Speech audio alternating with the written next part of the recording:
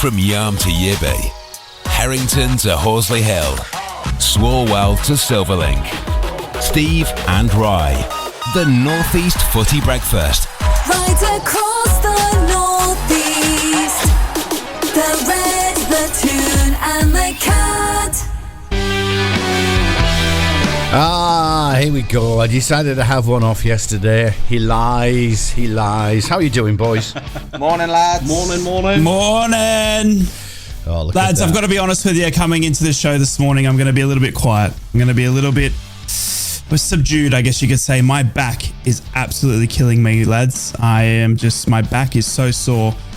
And the reason for that is because Middlesbrough are carrying the North East football winning tradition this week. Here we go. Unbelievable. Unbelievable. When you start playing teams like Dortmund, son, come back and tell us how sore your back is.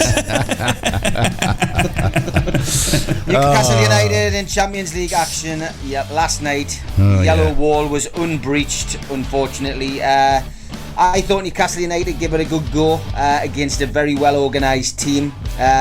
We knew it was going to be tough. I'd gone for a Newcastle 2-1 win, but it was quite clear from the off Newcastle's luck wasn't going to be in. I know they say you make your own luck, but we hit the woodwork a couple of times last night. It was just a tale of misfortune, and injuries played their part. Alexander Isak going off early in the game, forcing Eddie Howe into a change which he wouldn't have wanted to make, certainly until the second half. Newcastle didn't really create a great deal of chances last night for Callum Wilson. Anthony Gordon was probably the standout player again, man of the match, and really should have had a goal last night.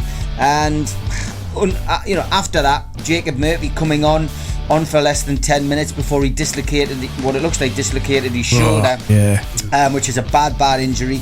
And of course, it just felt like it wasn't going to be our night.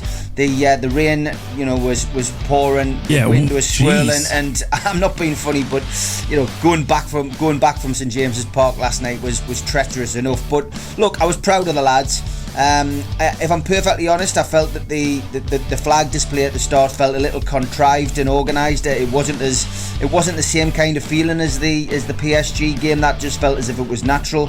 And I don't know. It's just one of those situations where we got off to a bad start and we never really seemed to recover. But look, it's a learning curve for Newcastle. It brings people back down to earth. It gives people a reality check, and the group of death is now well and truly in place. Newcastle dropping from first place down to third place, and all to play for. 2 away games now, 2 tough away games, of course. Dortmund away, PSG away, and then AC Milan at home. But I think the talk and chatter in the bars and pubs around St James's Park after the match was that, look, we give it a good go. The players will have learned a lot from that. Eddie Howe will have learned a lot from that, and we go again in Dortmund. And look, congratulations to Dortmund. They deserved it. They were the better team. And congratulations to their supporters, who were wonderful ambassadors for their country and for their club. They really made the atmosphere last night. I mean, Newcastle fans, I'm often critical of how our support can get off to a great start for the first 20 minutes, and then if the game doesn't go our way, we suddenly start becoming subdued and sitting on our hands, and that atmosphere dies a death. A lot of managers play on that. But I think credit to our fans last night. They got behind the team, for vast parts of the game. It's always interesting reading social media, though. Some people felt that the fans didn't do that. I was the polar opposite, and I guess it just depends where you sit in the ground. But I felt, especially where we sit, that it's usually an area that doesn't sing and doesn't support the team, because a lot of prawn sandwich brigade people sit alongside us and they don't even know the songs. Never mind, get up and want to do them. But I felt that there was great support from the supporters. But you've got to take it on the chin. First defeat in 9. It was did we deserve a draw last night? I came out of the ground thinking that we probably did, but on the balance of play, the Germans were just so well organised. They had to win last night, and they did. And hey, that's it. I thought Nick Pope was outstanding as well last night. If Gareth Southgate he was watched incredible last night, I think if Gareth Southgate watched last night, then Nick Pope has to be in contention for a recall into the England team. He was incredible. Yeah, he was incredible. I think that's. I mean, he got my man of the match, Steve. I mean, he was by far that first save. I mean, to be honest with you, both keepers had big nights. I mean, Coble, I think Coble, Gordon will count himself unlucky that Coble thwarted him twice. You know what I mean? And I think that, it wasn't, I don't think you played badly. It was more, just missed opportunities, wasn't it? And Coble was great in their goal as well, as was Pope in your end. So it was incredible. But then the two injuries again, like you said, I think changed it for me. Seeing Isaac come off, was never good. And then obviously the shoulder. I've got shoulder injuries of myself, and when I saw that, I'm like, that poor lad. So it was a bit like a championship team playing the first game in the Premier League last night. That was the best comparison I could make. It was a timely reminder, really, of the fine margins that accompany playing opposition at that level. So Newcastle last night were punished for a momentary lapse, and they were unable to make any reasonable quantity of chances count. So that was it felt very much like there was a game when Newcastle first got into the Premier League, when Keegan was manager. We played Tottenham at home. Newcastle really were busy that night. They played well, high intensity, and I think we got done by a Teddy Sheringham goal, and Newcastle lost 1-0. It was very much like that, but I didn't leave the ground disappointed, because I'm going into these Champions League games, like I said yesterday, just going to enjoy the experience. And I still think we've got a chance. It's the group of death. We don't know how this is going to work out now. But we could have won last night, and it would have needed one more win, and we would have been through. But it's not as easy as that. And Eddie Howe knew that. I think we all had that. I didn't see that coming. As much as with me Mackham heart, nothing gives me more pleasure than seeing the Toon getting beat, apart from Sunderland winning. But having said that, I thought I think you touched on something there where it's that experience that Dortmund have got in the Champions League. Not that Newcastle didn't look organised. Obviously, they had to reorganise because of the Isaac injury. That's plan A gone out the window very, very early on. And I've seen what that can do to a team. When Sunderland played Borough last season down at the Riverside, Stewart gets injured in the warm-up. All of a sudden, your plans go to rot, and of course that's gonna affect the team. Despite bringing on a very able replacement for him up front, it really messes up the plans of the whole night. Now, when you're playing against somebody as organised and meticulous as what the Germans are in these sort of games, that's obviously going to be not only playing on their minds, but obviously play into Dortmund's plans as well. I thought a 1-0 was certainly no disgrace. I thought still, as much as you're saying Dortmund's are the better side, now I can't believe I'm going to argue this point, I thought you deserved a point out of it, to be honest. If Mogg can sit there and blame if Mogg can blame Storm Cabell, then Eddie Howe can blame that weather last night, I tell you. I think Eddie Howe summed it up. He summed it up in his presser afterwards as well. He said it was a tough game. I agree with him. He thought we were off pace in the first half, where we needed to be. He gave credit to Dortmund. He said tactically they were good. They gave us a problem in the central areas. We were a bit loose in possession for ourselves, which I think was a fairly good assessment. But he felt we were a lot better in the second half. Again, I would have agreed with that. But like I said at the top of the show, the injuries, to lose Alexander Isak was so early was a big blow. And he made a reference last night to having a small squad, which is the first time he said that. I think it is getting smaller by the week, unfortunately, because of the games that we've got.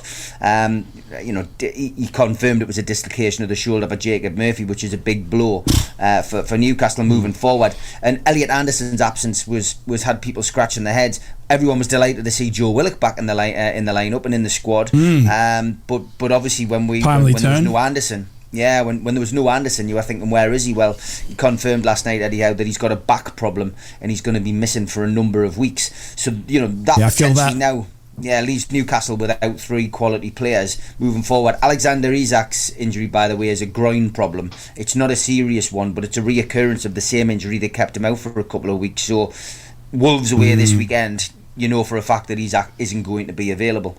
You say 3, it's going to be 4. It's going to be a busy January then, Steve. Yeah, I think we're busier than we thought it was going to be. But Newcastle have obviously the Tonali situation as well. Tonali to go as well. Yeah. Correct, yeah. I mean, it looks very much like, I mean, there seems to be so much chatter about 10 months. It looks as if that's what it's going to be, i.e. 5 months out of the game, which means, you know, that's Tonali gone for the rest of the season. I wasn't as impressed with him last night when he came on. I thought it might have been a game, especially potentially being your last game for 5 months. I thought he might have had a bit more of an input in the game.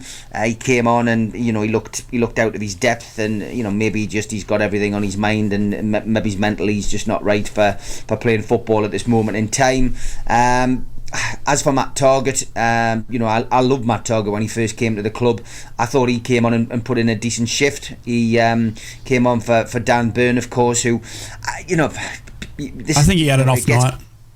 But it gets back to the Boot Boys thing again, though. I don't think he had as bad a night as people were saying, and I just think people just like to criticise Dan Burn because he's the one at the moment, and I just think, look, Dan Burn is you know, he's like a giant playing at left back, but he's not going to be able to you know, he's not going to be able to run you know, as quick as some of these attacking players that Dortmund had. But I thought he gave a good shift. I would last night personally, and I don't get paid for managing Newcastle, and I was speaking to people around me at half time, I would have switched Trippier to left back and brought Livermore on, because I think, and I know that's a huge tactical change, but I think if you put Trippier left back, that would have freed Gordon up. I think it would have, because Gordon was clearly our best attacking player last night, and I think it would have given Gordon a bit more freedom to keep higher up the pitch, and I think we would have done them more damage. But and bringing Livermore on at right back isn't a gamble when you're 1-0 down. You know, the kid's talented. I think we could have got something out of the game last night if we'd done that. But Eddie Howe gets paid to make those decisions. You know, he will be looking at it now. He probably sat up last night and watched the game. He'll be analysing it again. But his mind now will be fully focused on Wolves away, and seeing how many players he's got available first and foremost. But you say busy January, I think we'll have to bring players in, especially losing Tonali. That's a big problem. That's a big one. The centre forward issue, I don't think will be resolved till the summer. I think Newcastle will go big on a centre forward because, again, here we are. Alexander Isak's now out. Let's say 2 weeks with a groin injury, which leaves us with Callum Wilson, who, let's face it, hasn't been fully fit over the last couple of weeks, and is, you know, we're wrapping him in cotton wool. But now we've got Wolves away on Saturday. Next Wednesday we've got the Carabao Cup against Manchester United away. Then 3 days later we've got Arsenal at home, and then on the 7th of November, 3 days after that, we've got Borussia Dortmund away, and then Bournemouth away on the Saturday on the 11th. Jeez. I mean, then we've got an international break. I mean, I'm a big fan of international breaks. I think they should bring more in. But that's Chelsea at home on the 25th of November. Dear me, if I had hair, lads, I'd be losing it with them fixtures. Believe you me. That game at Dortmund's going to be something special, though, isn't it? I mean, go to see that yellow wall. I've got friends who've been and seen it. They say it's just incredible, the experience of going there. Yeah, I mean, the Germans were fantastic yesterday. I mean, you know, there was lots of talks about, they're dodgy, these, you've got to watch out for them, they're balaclavas and blah, blah, blah. You know what? Never saw any of that last night. I mean, it was a perfect night for balaclavas on Tyneside, to be fair. But from my perspective, the Germans were absolutely fantastic. They were great, and you know, from bars and restaurants, etc., it was great. You saw a mix of black and white and yellow and black, all sitting together, people getting photographs together. Last night was a night where friendships were made, and where that will carry on in Germany, I'm sure. You know, that was a perfect example. Like I said yesterday, I was hoping there wouldn't be any trouble, none of the minority causing any problems. That was a perfect example of a great European night where, you know, people will keep in touch and hopefully, you know, meet up again, you know, across in Germany. But yeah, fantastic. I enjoyed it. Result wasn't what we wanted, what we expected, but we move on.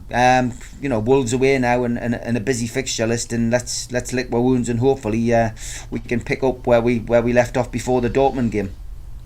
See, Dave, there was a little bit of Milan. There was a little bit of. Go on. Sorry, Teddy. But Dave, there was a little bit of Borough influence there last night. So did you pick up on that? Yeah, little bit of Middlesbrough, couple of smoggy Middlesbrough. Yeah. A little Lucas Nemecha. Is it how you pronounce it? Who now obviously plays there coming up with the goal. So, yeah, interesting. And there are a few. You're not going to try and claim that as well, are you? We are, yeah. And we'll also claim a couple of Dortmund Borough flags that we saw as well in the stadium. So Smoggies get everywhere. We get everywhere, mate. We just go and build bridges around the world and impregnate women and pass on the Teesside genes. That's what we do. We've done it ever since. Is that like Geordie genes? Is it? Is that like Geordie genes?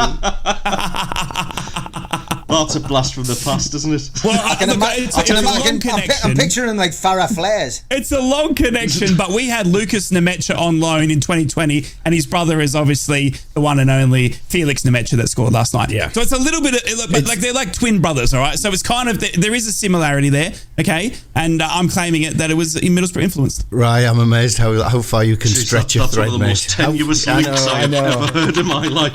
He wins the award, actually. Let's round of applause for Ryan. Right, I'll move those straws a bit closer to you because I can see you reaching for them. Thank you. My research there, right? I've noticed, I know that name. Oh, they're twin brothers. That's a Borough influence. That's right good. there. Good enough for him. Yeah.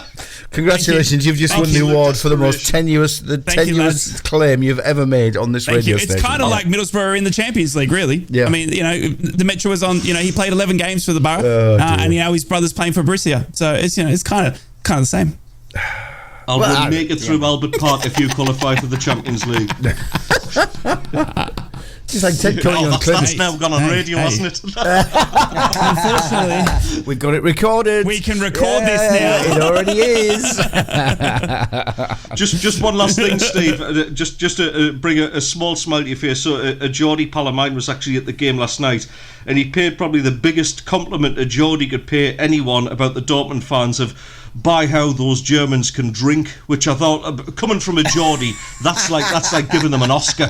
But he's right though, mate. He's right. He reckoned the atmosphere around the big market was absolutely tremendous. It was almost like an Oktoberfest at times. It was. Fair play to both sets of fans for helping that go off. An October drench with the weather. Yeah. Yes. they were complaining about the size of the glasses. The Germans, they used to like 3-pint glasses and that. Hey, I can put a smile on Ted's face.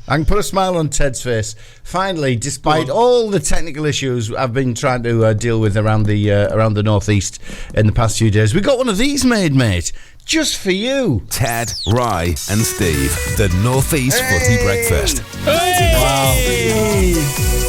It's an emotional moment. I'm wiping a tear away. Hang on a second. Did he jump to the front then? Was that Ted, Ryan, Steve? I knew he'd say that. Has Ted jumped into the boss role now? Steve got relegated to the minor coffee leagues now. It's a reverse order of positions, man. One defeat. Coffee. One defeat, and I'm relegated. Oh God! You are. How precious! What's happened there? How precious are these egos? Your dad's favourite. Well, it's Ted's show now. Hang on, what order was that again? Ted, Rye, and Steve. Oh, okay, yeah, that's fine. This is Daz behind this. This is Daz. What have I done to Daz? It does reek of Daz. Yeah. Oh, mate, Steve, I'm here with you, mate. You're my best friend for today. I got your back. I notice there's only you, Ray, who ever picks up on these things. Like nobody else is. I've just picked up on something else. Middle child, isn't he? I'm ex-military, mate. Yes, right? Rank of order means something here. Okay? I've picked up something here. Wasn't it just before the weekend? Oh no, actually, it was the midweek games. Ted started talking about we should do it in reverse order in terms of league position, and now he's going on about Sunderland being bottom of that league table. Something shifted midweek, Ted. I mean, might have done. Mind you, the gap just got a bit smaller last night. I noticed Middlesbrough down to 8th now. Within touching distance, we'll overtake them this weekend. Don't you worry about that. Frustrating. We'll push the Smuggies back down onto the heap. Yeah, well, there you go. Oh dear, doctor. I think should we do some headlines? It was a good night, though. It was a good night again in the Northeast to see Champions League football return to the Northeast. Yeah, I was, even though Middlesbrough through and through, it's just good to see that type. One of the three Northeast teams getting, it just shows how good the Northeast is. Going with football and. How much we just love our football in the Northeast, and one of the three teams. It's just good to see Champions League there. And you're seeing a team like Borussia Dortmund, at St. James Park, minus the weather. Oh my goodness me, couldn't have asked for a wetter night.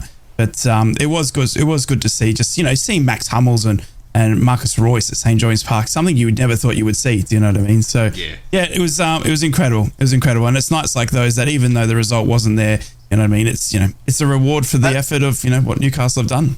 To be honest, I had the worst day ever yesterday. Injuries. I had the worst day ever yesterday. I paid a joiner to build us a double bed, and he's done a bunk. Just one thing on top of another, lads. One thing on top of another. I tell you what, that dad joke's going to be on Daz's mid-morning I'll go show. for Apocalypse Meow, and we're going to let that one slide, are we? Really? I was going to say to Steve, that was actually me. I rang him up and told him that I'm coming over soon, and I'm going to need to sleep at Steve's place. I need top bunk. So he's hooked me up. So I'll be top bunk, mate, when I'll be over there soon. Great stuff, mate. Dear. Arguing over whose name appears first in jingles, who's going to sleep on a top bunk. Oh my God! Well, seeing as Steve Isn't it good the radio dad's back, hey? See? Daz couldn't control us yesterday. We need some order restored. Oh dear. I've only been away 24 hours and there's absolute mayhem. What the hell's happened? Tell you what we'll do. Daz with his sausage fingers playing the wrong jingles. Yeah. Oh, unbelievable. Well, that's part of the course, isn't it, for somebody sitting in this seat? I think I set the tone on that one. So we'll play the right jingle first. Soon as he's last on that jingle list, let's do Newcastle news. Magpies and proud. Mags news. Well, Newcastle United suffered their first Champions League defeat of the season as they lost 1-0 at home to Borussia Dortmund in a result that throws Group F wide open. After beating French champions PSG 4-1 in their last group match at St James's Park, Newcastle United were brought back down to it by Dortmund as they suffered their first defeat in 9 matches. Felix Nmecha's goal on the stroke of half-time proved to be the winner as the Germans recorded their first victory of this season's Champions League. Elsewhere, a Kylian Mbappe moment of magic and Randall Kolo Muani's goal held PSG beat AC Milan 3-0 at the Parc des Princes to go top of Group F.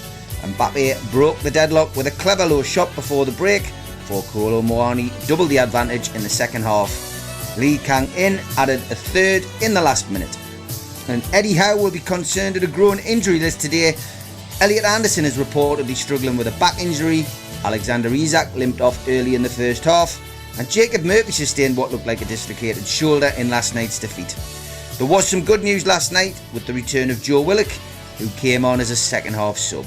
That's your Newcastle United headlines on Thursday, the 26th of October. Mackems and proud. Black Cats news. Morning, Mackems. Sunderland are keeping tabs on the progress of AFC Wimbledon's in-form Iraqi international striker Ali Al-Hamadi ahead of the January transfer window, according to sources. The Black Cats are struggling in front of goal at the moment, having scored just once in their last 3 matches in the Championship. A 1-0 defeat away midweek at Leicester City has pushed Tony Mowbray's side down to 9th in the table. Sunderland have been heavily praised for their entertaining and fresh style of football.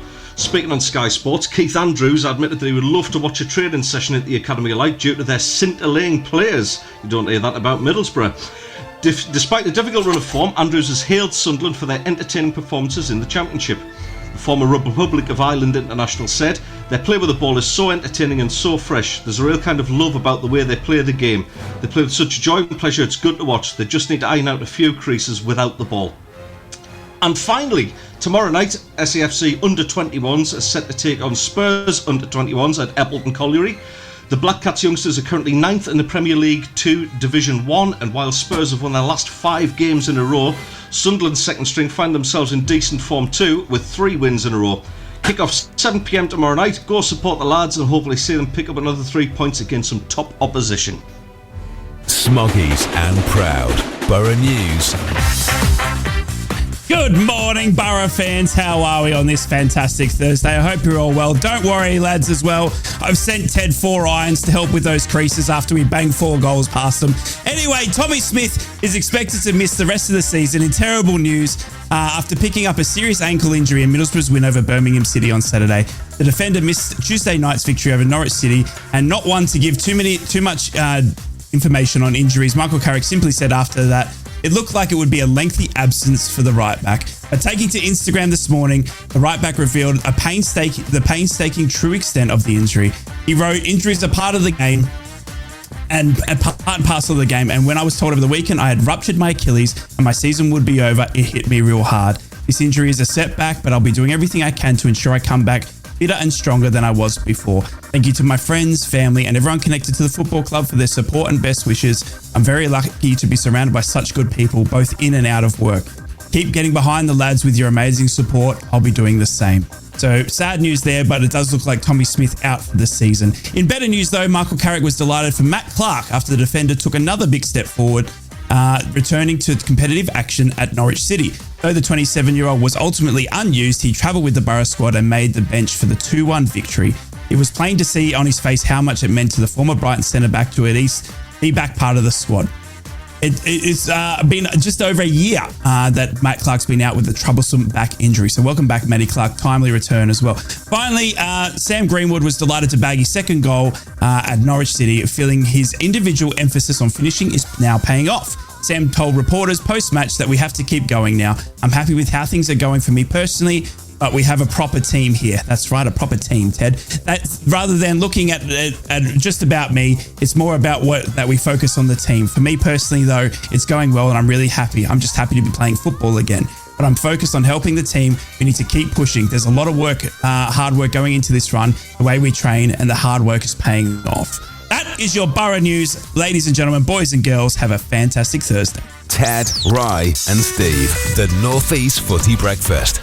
Right across the Northeast, the red, the cat and the tune. Now, I'm not saying that I'm getting inside his head or anything, but there was a lot of mentions towards me there. I think there's a bromance in the offing here, isn't there? Without a doubt. No doubt about it. Mind you, you both referenced each other in your respective bulletins. I know. I mentioned Borough. I mean, he's obviously it's a bit of a one-way relationship at the moment, but it's all much just love us. When you're last in the namings, you know what I mean, it gives you the chance. You know what I mean? It gives you the chance to finish off strong. You know what I mean? So now that now the names have reappeared and it's your show now, Ted. You know what I mean? So it just works like that and gives me a chance to finish off strong, sort of thing. Look, he's trying to put pressure on me, and I'm not going to crack under it, Rye. I'm not going to crack it off. We're going to have to remake 3 versions of these jingles, aren't we? So everybody's we are absolutely going to have to do that. Like it's going to be hell on, 1,000%. Just, I know we're obviously joking about it with the league positions and all that sort of thing. Obviously, 8th and 9th in the Championship respectively for Borough and Sunderland. The Geordies obviously doing well in the Premier League as well. We talked a little bit about it off air last night. Realistically, how far away are we from having all 3 teams back at the top table, but staying there consistently? Because Borough's a little bit of a sort of, in a similar position as us where, we seem to get there. We can't seem to sustain an era in the Premier League for too long. What needs to change? How do we get there, Rye?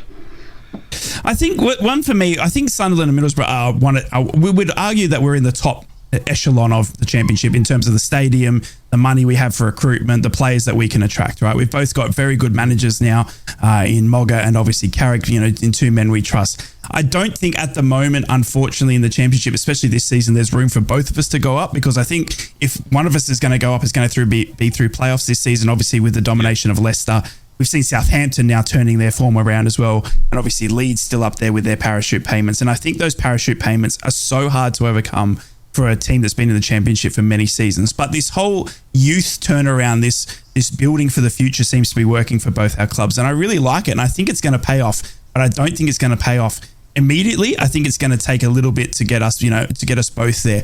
I would love to see the 3 Northeast teams there. Obviously, Newcastle aren't coming down. They've got too much money, too much prowess now, and they're staying up there. So it's just about us getting up there now with them. And then, like you said, it's not so much getting up there; it's staying up there now, isn't it? That's the biggest thing to do. And I'd argue that once you get a young squad that takes you up, as we saw with the likes of Burnley, Luton Town, that's still not enough to keep you in the Premier League. I mean, Burnley absolutely thrashed the Championship last season with a young squad, got into the Premier League, and they're almost last. So you've really got to then have the recruitment strategy that when you are in the Premier League, that you then need to be able to attract some of those Premier League, style players. Obviously, you can build it around some youngsters that helped you get up there, but you really do need to invest in your squad. We've seen that with Nottingham Forest. I'm talking like they invested heavily, but they've done it correctly, haven't they? Because they stayed up. So Burnley and that, I would argue, haven't. Great example of that as well. Correct. Yeah.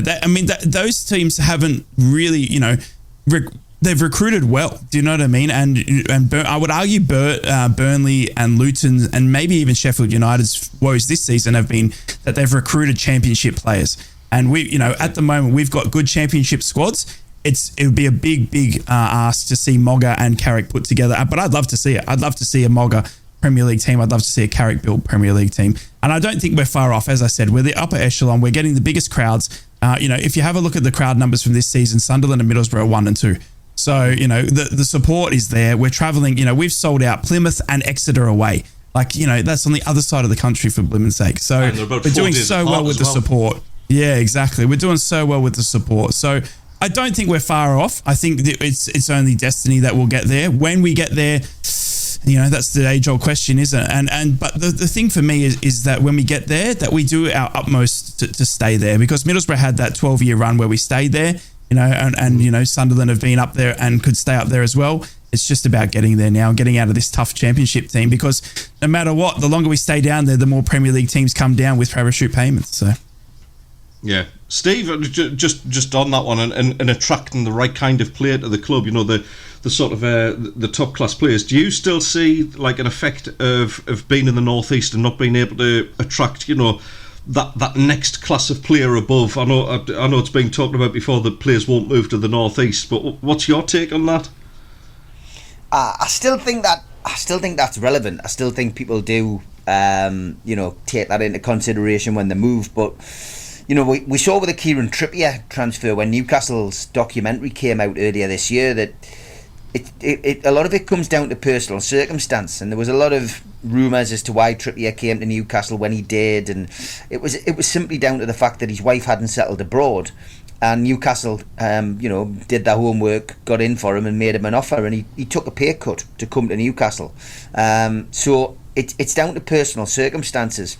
It's not whether is it as simple as whether your lass wants to shop in Harrods or Phoenix. It's really just a job. It's about keeping the family happy. It is though, isn't it? I mean, we saw it on the Beckham documentary as well, where Posh didn't really have much of a choice, did you? Beckham said, he'd walk in the house and he'd change clubs again, and but not just change clubs, change countries. And he's like, well, I'm off here, and she just had to follow. So I was surprised at that, mind.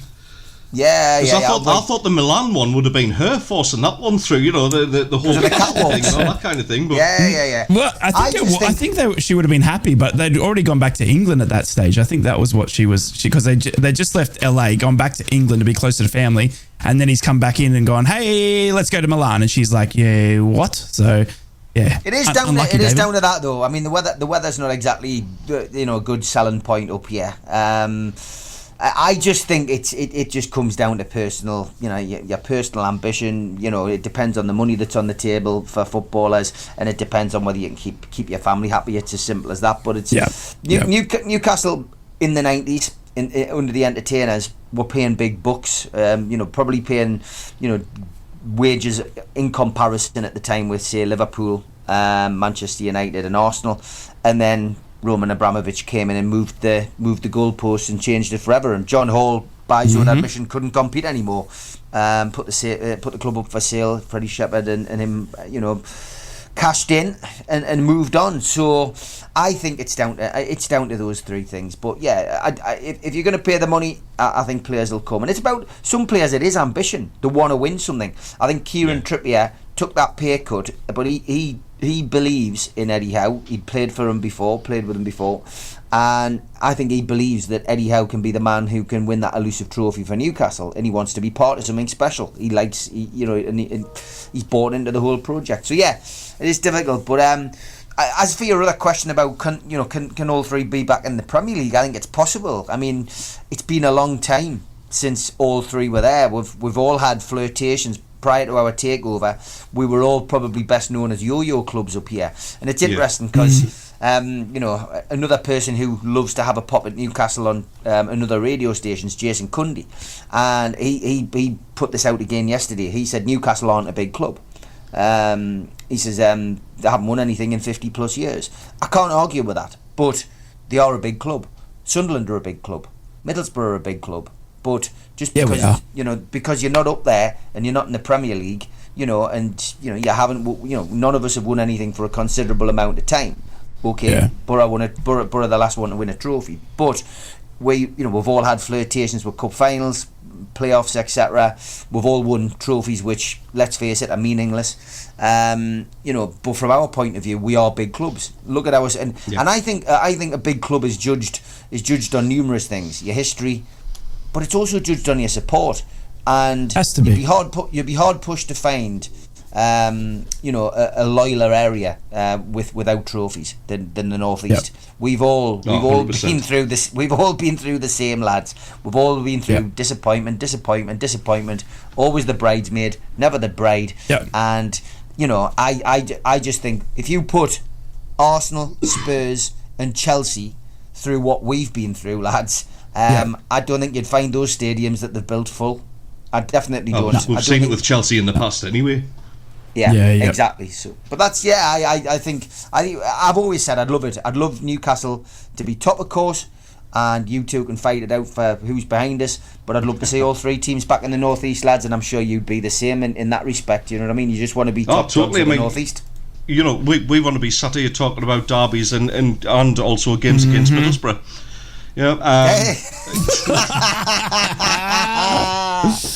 Sorry, that was a very small blade that I got you with there. No, it's fine. I mean, you talk about Jason Cundy. I've actually always regarded him. I've actually called him Thrush because he is just a nasty irritation. How he gets a gig on radio, I'll never know. But then he'd probably say the same about us.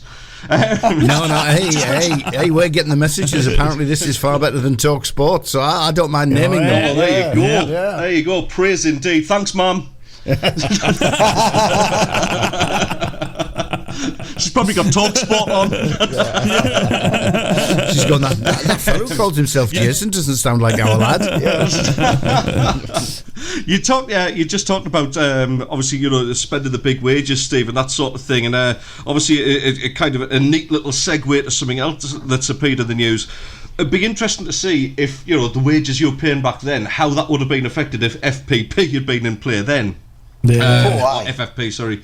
Because obviously, it's just breaking into the news that Everton could be hit with a 12-point deduction for breaching financial fair play. Now, that's them down. If that put them on -5 Something I predicted probably in week 1 of this show, and have been banging on about this. Everton will get the punishment that Chelsea and Manchester United should have had, and that's not fair. Yeah. They should have had points. That's what I don't get. They did. That's what I don't get. I mean, how many charges were laid against Man City in the FPP? Was it 15? It was something astronomical. Do you know what I mean? And they're still investigating it, yet they've managed to realise that Everton have done it, and then all of a sudden it's 12 points. How is Man City not being, when it was literally proven, almost 12 months ago now, that they had, heavily broken all the FPP rules. So it doesn't make any sense to me that when it comes to this. And then you got Everton, who are already struggling as it is. They're going to cop 12 points on them. Where's Man City's punishment? Where's Man United's punishment? If we're saying, we're going to come out here and we're going to be harsh on financial fair play. We saw it with Derby, and with Steve Gibson went up against Derby as a one-man army because they were doing it, and they found that they copped the price for it. We've seen it in the Championship. To a right, if Rotherham or a smaller club in the Championship get, it seems to be sorted within a couple of weeks, and all of a sudden they're relegated because they got, we see it every season, that team. We got West Brom now. We're talking about West Brom being indebted by about 55 million. I mean, they're at the moment, they're like 4th or 5th.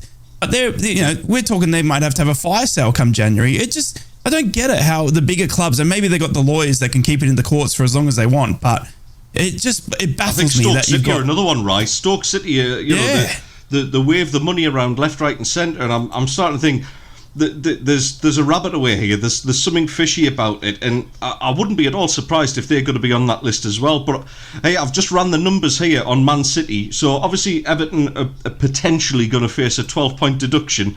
if the same applied to all 15 counts of Man City that have had 180 points deducted, they wouldn't have won a game for about 2.5 seasons. Yeah, like, seriously. And do you know what I mean? Like, how is that fair? Come on. Well, they've kicked the can. They've kicked the can down the road, Man City. But also, it's a different. If I remember rightly, without reviewing the case again, it's different rule breaches that Man City have incurred. Rather than that, there's a documentary, and I can't remember the name of it, but we watched this in the summer. It's on YouTube, and it's an hour long. If you just put up my. Type in Manchester City financial fair play documentary, you'll probably find it. But it explains it in layman's terms exactly what they have been accused of doing. But it also shows you the paperwork, the leaked paperwork from some kind of whistleblower. And there's no doubt about it. There's a case to answer. But they continue to kick the can down the road. And Man City's hope will be, of course, that eventually financial fair play will not be a thing anymore. I mean, I said this about Chelsea. Well, it won't be right. They will just move on. They'll move on and find something else. Financial fair play was brought in, but it's not a fair system. And Chelsea, have gone, into this financial fair play with a completely different kind of attitude. They just seem to be saying, right, we will just spend money as if it's going out of fashion. I mean, they spent £1 billion on players, and ultimately giving them 8-9 year contracts. But it's the way the deals are structured. I mean, look at the way that they've done the Hall transfer with Newcastle. There is ways around it. You can breach it, and there's legal ways of breaching it. But I just think Chelsea have like been pioneers. They've thought, we'll do this. Let's see what happens to us. And to hell with the consequences. It's a strange. It's pretty ballsy, really. It's ridiculous. With Chelsea, it's pretty ballsy because they were already banned from doing it. Yeah, they had the transfer embargo for was this season?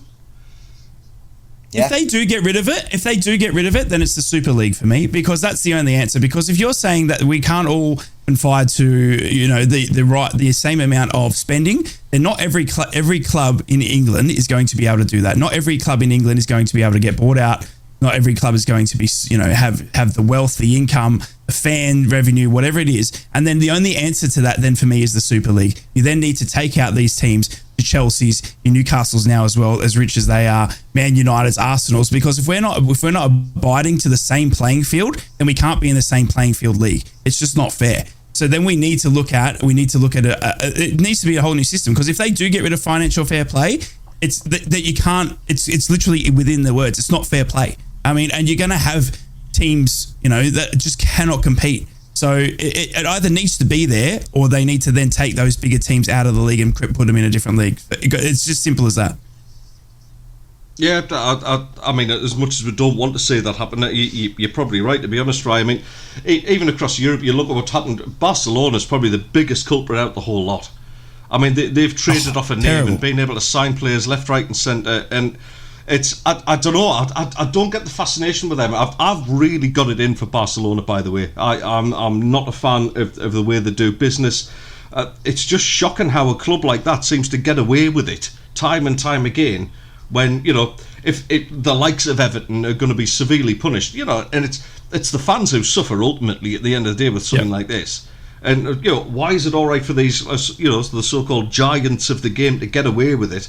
Is it a case of the brown envelopes being passed around, or it has to be the legal side of it, right? It has to be the team that Man City can put together with the money to keep it in the courts for as long as they want. I mean, that's the only thing I can understand, is that Everton can't financially go and pay for a legal court case that's going to be in courts for 2 years while they're still playing football. Where Man City can sit there and keep it in courts for as long as they want. That's the only thing that kind of makes sense in my head of the reasoning why Man City, who have been breached 15 times, and Everton, who have just been breached now, that we're finding out, plus with the stadium being built, are going to get docked already. So it just doesn't make sense. And that's going to kill Everton. I mean, they have been flirting with relegation for the past couple of seasons. There's no way they come back or have got the squad to come back from that point deduction. There's no way, again, Steve's put it up so many times that, we believe then that stadium's ever going to get built?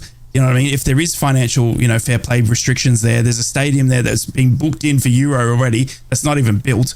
I mean, it's incredible to see, and there's no way Everton come back from that. I'm sorry, Everton, and look, but you got to agree, like you'll be in the championship, and then you got a tough old slog to get out of that. So especially if you've still got financial issues going on your recruitment, because I dare say if you get the point reduction, there's also transfer embargoes that can happen there, so they don't go and let you spend and all that sort of stuff. So yeah, it's the Wild West at the moment when it comes to the financial fair play, and it's kind of like VAR for me. It's not good. It needs to be adhered to by every club in England. I don't care about outside of England, but it needs to be adhered to by every club in England in every league. And if it's not going to be, then those teams that don't want to be financially fair played, fair enough. You've got the billions of dollars, but go and do a Super League or something, because you can't say it's fair for the clubs that will never ever have that level of money. Absolutely. I mean, if that was to come into force with Everton, and like you say, they have got a number of decent players there. They're not going to stick around for the Championship. Absolutely not. No. No. I could honestly see Everton doing what we did and actually drop like a stone. And it would be a shame, but I agree. I don't think they're equipped to get out of the Championship at all. We know how tough that is, Ryan. Steve, obviously, you've seen Newcastle play there in sort of recent years. That is an absolutely unforgiving league if you don't get off to a really good start and hit the ground running. I don't think Everton's players would be up for the fight enough to get out of that. No. I could genuinely see them dropping big style. Yeah, no, I agree. I agree. I feel that Everton is groundbreaking in this whole situation. I think that if they do cop a 12-point deduction and essentially more or less puts them in the Championship, I think there'll be an appeal. But I think there'll be a lot of people across the board will be pointing towards these other clubs and saying, well, hold on a minute, 100%. Why on earth are Everton being punished when these other clubs weren't? So yeah, I agree, lads. I think it would be a crying shame. I'm not a fan of Everton, by the way. I wouldn't be crying any crocodile tears over them going down. But for some reason, it's just not one of my favourite clubs to go to.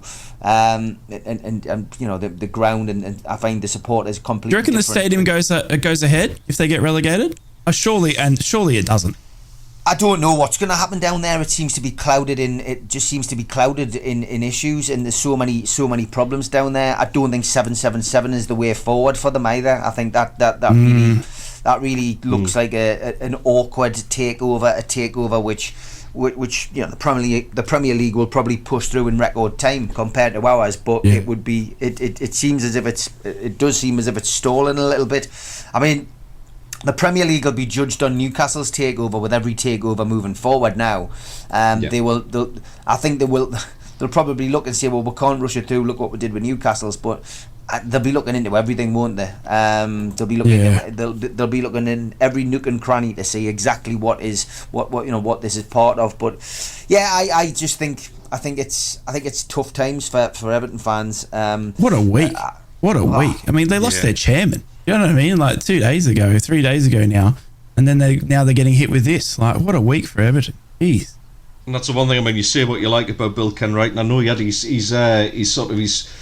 critiques at Everton, but he always he always had the club's best interest at heart, and you just wonder without that kind of loyal stewardship, Everton could be steered down a really dark path here, and you don't see it for the sake of any fans.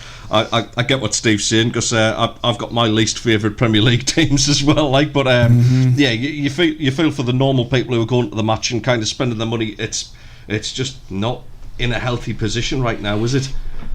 Well, the stadium. I mean, the stadium's well underway, isn't it? At Everton's. I mean, the first blue seats are starting to go in. I think it was last week they started to go in. Is it? They expect to have the full top tier all seated out by Christmas. So it's well underway. I keep hearing that it keeps costing you more, though. Yeah, it could be, couldn't it? Yeah, it could be. I just keep hearing the money, it keeps going up in costing. So that's the only thing I keep hearing out of Everton is that, last year it was worth, what are they saying? So last year, I've got it here. Last year it was estimated costing it was a $550 million build. 12 months later, it's gone up to $670 million in costing. So in a space of 12 months, somehow the stadium is now worth $100 million more. Get sponsored by HS2. Like, it beggars belief, like, what it's going to cost now. So, look, it might be underway, but, you know, if their first game in a brand new stadium's in the championship, rough. Yeah. That was a big part of the business plan, wasn't it, as well? Getting huge. Getting that increase in capacity, better stadium, better commercial opportunity by having that stadium. And if they're in the championship, that's the business plan thrown right out of the window. There goes selling all your seats. Yeah, unless Middlesbrough or Sunderland come, and you're welcome. Well, I mean, yeah, that's the other thing. The Championship would miss us if we went up, because the travel support that we take to those games is absolutely incredible. I just looked the other night at our game at Leicester, midweek down at Leicester. What is it, 3.5 hour drive, something like that? Yeah, and complete sellout, 3,200 people going down there. It was absolutely incredible. That and I know Borough. I take the mick out of Borough because they can't sell a home game, but I mean the away following is absolutely. What do you mean you can't sell a home game?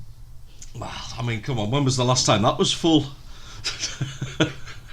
I'm waiting. I was just going to ask, when was the last time the Stadium of Light was full? When we beat them 4-0, Geordies, to be fair. To be fair, but no, I mean, obviously, you know, leading on from what was said about like sort of spending money on players and all that kind of thing. One thing that all three clubs seem to be doing at the minute is actually investing in a bit more youth as well. Yeah, I mean, I know Middlesbrough, to their credit, have always sort of been able to bring players through their system. Sunderland now not only developing players in the academy, but also, you know, buying young players to develop as well. Even Newcastle as well, kind of like lowering that age range as well, Steve. I don't know whether you'd agree with that. So what I'm kind of getting at is, you know, as these average ages drop, we've got a load of young guns, I guess. Who's your biggest potential at the minute, Rai? Hayden Hackney, by far, I reckon. England under 21. He's a midfield maestro. Looking absolute superstar. I think he'd have to be the one that we've got. I call him the diamond in the rough, because at the moment, you know, I just feel like he's worth $1 million to us. And but yeah, I think, you know, you would argue that the Man Cities and all that will start lurking. So he's England under 21. He's not far off in England. You know, he could probably step in because of the role that he plays. And he's going to be worth. You know, he'll be one of the biggest sales we've got. And again, one of our own. You know, and that's the thing with Middlesbrough. We just keep developing these players out of our own system, which, you know, has to be, you know, credited for Middlesbrough. And that's, you know, the reason why we've been so successful. I mean, on the weekend, you know, Dale Fry, man of the match, one of our own. Hayden Hackney in the midfield, one of our own. Do you know what I mean? Joshy Coburn up front, 19 years old, one of our own. All these academy players that have just keep coming through this system. Do you know what I mean? And it just keeps feeding, you know, the wealth that is Borough. So, for me, to answer that is a clear and favourite, Hayden Hackney. Would you agree, Dave? Yeah, you can't go beyond Hackney at the moment. He is the one. I mean, he's made the breakthrough. I don't know how many are still to make that breakthrough and coming through, and who's highly prized, but Hackney without a doubt is the one. I mean, he smashed through, didn't he? He didn't break through. He was given his chance, grabbed it with both arms, and he's been ever present ever since. I think for Newcastle, it's got to be Lewis Miley. I mean, there's two Mileys at the club. Lewis is the one who is, his youngest ever Premier League debutant for starters. He played for Newcastle against Chelsea on the final away game last season. He's a highly rated attacking midfield player. He's represented England at under 17s and under 21s, and I think he's probably the one who probably stands out for me and the youngsters. But we are recruiting a lot of youngsters, from our position since Dan Ashworth came in. He's using the same blueprint that he used at Brighton. Garen Kwal, of course, who it tends to be forgotten, is out on loan at the moment, and is Yankuba Minte, who's is playing for Feyenoord at the minute. We've got one or two players there who are stand out. Livramento and Lewis Hall, of course, both youngsters who are in the Champions League squad, who would walk into many other teams in the Premier League. Can't get a game for Newcastle at the moment, but I think for a young player from the northeast, Lewis Miley's probably the standout, and he's going to be following hopefully in the footsteps of the likes of Elliot Anderson and Sean Longstaff. So at the moment, Newcastle, I think, are certainly going in the right direction with that, but there's still a lot of work to do with the academy. Our academy is still a long way behind Sunderland's academy. Sunderland's probably got the best academy, in the northeast. I think they've still got the best facilities. I speak to a lot of people in the non-league scene, and I speak to a lot of people who run boys teams, and from their perspective, that's what they say to me. Newcastle are still a long way behind, and it's clearly not the priority of owners who've come in 2 years ago to get the academy right. It's something which will be on the list, but the sooner that you start making changes to the academy, the better, because ultimately it saves you money in the long run. And a good academy produces good players. Look what it did at Manchester United in 1992. Look what it did at Newcastle United in 1992. The likes of Beckham, Scholes, and Giggs came through there. We had the likes of Steve Howe, Lee Clark, Steve Watson, Robbie Elliott, Alan Nielsen. All of those players came through that at exactly the same time. And although Newcastle's class of '92 didn't win any trophies, they were the bottom line. They were the basis of the entertainers team. So that's what you need. You need a good academy, and for me, we're moving in the right direction, but there's still a lot of work to do at St James's Park. Yeah, I think Newcastle probably have like a different requirement out of the academy right now, because I suppose really what Newcastle need is an academy to almost like top up the playing staff, or just to increase one or two, introduce one or two into the side gradually, I guess. Yeah. Whereas the likes of Middlesbrough, I mean, Steve Gibson, say what you like about him, he's backed that club time and time again with money, and he's spent absolute fortunes, but the penny has dropped that he needs to invest in the academy, and they've done that over a series of years now. Going back to the days of Parnaby being in charge of the academy and bringing players through there. For Middlesbrough and Sunderland, I think it's more of a we need that academy to introduce players into the squad almost immediately. They are going to be our future players, and we haven't got that kind of money to go out and spend £20 million on a striker, or £30 million or whatever. So I think it's more of a worry to us as well, because obviously when other clubs come sniffing around, we mentioned this the other day, Mason Kotcher, who's in our academy, he hasn't even had a first team appearance for us yet. But you've got Rangers, Arsenal and Brighton sniffing around because they know Sunderland are producing decent players in the academy. So we could lose him before we even get him on the pitch. Anthony Patterson's another one. Anthony Patterson, for me, that performance against Leicester City was absolutely one of the best goalkeeping displays I've seen in years. He was absolutely tremendous. And he did it in front of Limon Enzo as well. Yeah. He did it in front of the ex-Man City manager, do you know what I mean? Who, I swear to God, would be on the phone to Pep going, hang on have a look. This kid's unreal. Yeah. That's it. I mean, don't get me wrong, he's 23, he's still got areas of his game to improve. His distribution is sometimes a little shaky. His footwork isn't always the best, but, a goalkeeper stops shots for me. That's the most important thing. And some of the saves he pulled off, it's to do it on the Sky cameras, and you start to think, we could lose somebody like him, but it's what we need. I mean, on the flip side of that, we've got a kid there in Chris Rigg who I think is going to be an absolute world beater. He's still only 16 years old. He's already got one goal to his name in the Championship. He scored in the FA Cup. He should have had one against Fulham last season, to be honest, but it was ruled out for offside. But this kid has got absolutely everything. Honestly, he's friends who go and watch him who watched him in the reserves, under 21s, and things like that. At the time he was 15, and I've got people telling me like he plays like a bloke, like an absolute grown ass man who's not afraid to put his foot in. Tony Mowbray's even said that he has to sort of have a little word with them in training, not to go in so hard on some of the senior players, which you just don't expect, And funnily enough, Steve, I mean, obviously we know Chris Rigg and his family are actually Newcastle fans, aren't they? Yes, yeah.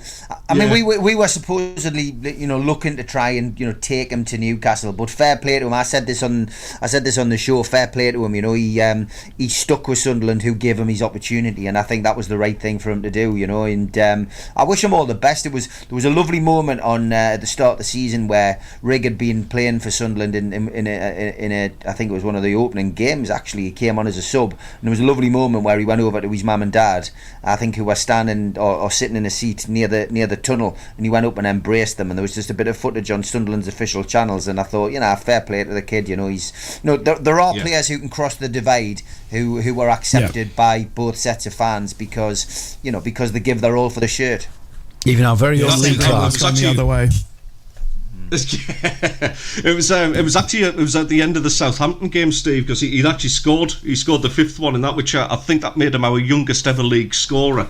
But yeah, to be honest, that's probably, we're talking about celebrations the other day. It was one of the greatest football celebrations I've ever seen, because he basically took off like a young lamb. He didn't know whether to knee slide, jump in the air. He was just caught in the moment of I don't know how to celebrate this. It was beautiful to watch, because it was just that unbridled enthusiasm, a bit like Rye when he starts the show. Exactly.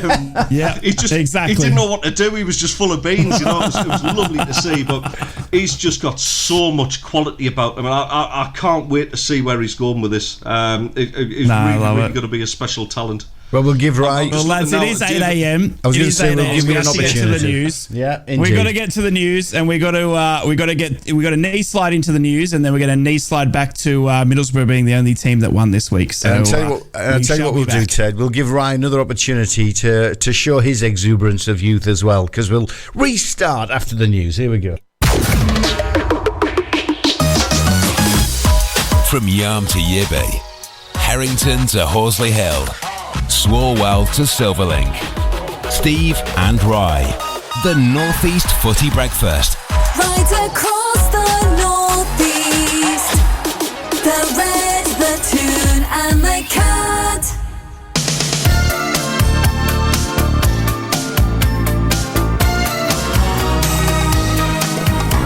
Oh, I love it. Johnny hates jazz and shattered dreams, and it was especially for our most important of the three presenters this morning. It was especially for Ted. I say most important because Ted, Rye, and Steve. There you go. I mean, he's up there. He's top of the list, and he likes that song. I've misunderstood there, Dave, because I thought Shattered Dreams was Steve's new Champions League theme. Not yet, sorry, Steve. I'm sorry. Not yet, mate. The door was open. The door was open. You took advantage. Hit the man when he's down. Well, that's what the show's all about, isn't it? Well, that's true. I mean, we're trying to keep it friendly. Everybody thinks we're really good friends, but the truth is... Oh, dear. Get on with it, fellas, because I just keep falling asleep. Go on, get on with it. Well, we've got to get into news headlines again. It's after 8 a.m. Obviously, we've had your morning news. We've had the breakdown. We've got on a bit of a tangent. We were late for the news, but we've got to get back into your headlines coming from each of the three Northeast teams. Okay, then. A different order this time. Smoggies and Proud. Borough News. Top of the table as I'm top of the headlines like the Middlesbrough Borough. What's going on, Middlesbrough fans? I hope you're all fantastic, safe and well on your Thursday. We are the only Northeast team to win this week as well, so enjoy that one. Tommy Smith is expected, unfortunately, to miss the rest of the season after picking up a serious ankle injury in Middlesbrough's win over Birmingham City on Saturday. The defender missed Tuesday night's victory over Norwich, and not to give too much away on injuries, Michael Carrick simply said that it looked like it would be a lengthy absence for the right back. But taking to Instagram this morning, the right back revealed the painstaking true extent of the injury. He wrote, "Injuries are part and parcel of the game, but when I was told over the weekend I had ruptured my Achilles and my season would be over, it hit me hard. This injury is a setback, but I'll be doing everything I can to ensure I come back fitter and stronger than I was before. Thank you to my friends, family, and everyone connected to the football club for their support and best wishes. I'm very lucky and I'm surrounded by good people both in and out of work. Keep getting behind the lads with your amazing support because I'll be doing the same." But in better news, Michael Carrick was delighted for Matt Clark after the defender took another big step towards returning for competitive action against Norwich City. Though the 27-year-old was ultimately unused, he travelled with the Borough squad and made the bench for the 2-1 victory at Carrow Road. It was plain to see on his face just how much it meant to him, the former centre-back. The return to the squad follows a year out with a troublesome back injury. And finally, Sammy Greenwood was delighted to bag his second Middlesbrough goal at Norwich City, feeling his individual emphasis on finishing is starting to pay off. Sam told reporters post-match that we just have to keep going now. I'm happy with how things are going for me personally, but we have a proper team here. Rather than looking at it as just about me, it's more important than we focus on the team. For me personally, though, it is going well. I'm really happy, but I'm focused on helping the team to keep pushing. There's a lot of hard work going into this run, the way we train, and the hard work is paying off. So that is your Middlesbrough headlines for this morning. Unfortunately, we're starting to see a fair few injuries rack up, and obviously Hayden Hackney out with that 5th yellow this weekend. So squad's getting scarce, but we are up and about for the fight. Magpies and proud. Mags News. Do I really have to do this? Newcastle United suffered their first Champions League defeat of the season as they lost 1-0 at home to Borussia Dortmund in a result that throws Group F wide open. After beating French champions PSG 4-1 in the last group match at St James's Park, Newcastle United were brought back down to earth by Borussia Dortmund as they suffered their first defeat in 9 matches. Felix Nmecha's goal on the stroke of half-time proved to be the winner as the Germans recorded their first victory of the season in the Champions League. Elsewhere, a Kylian Mbappe moment of magic and Randall Kolo Muani's goal helped PSG beat AC Milan 3-0 at the Parc des Princes to go top of Group F. Mbappe broke the deadlock with a clever low shot before the break, before Kolo Muani doubled the advantage in the second half. Lee Kang-in added a third in the last minute.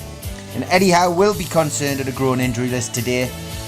Elliot Anderson is reportedly struggling with a back injury. Alexander Isak limped off early in the first half.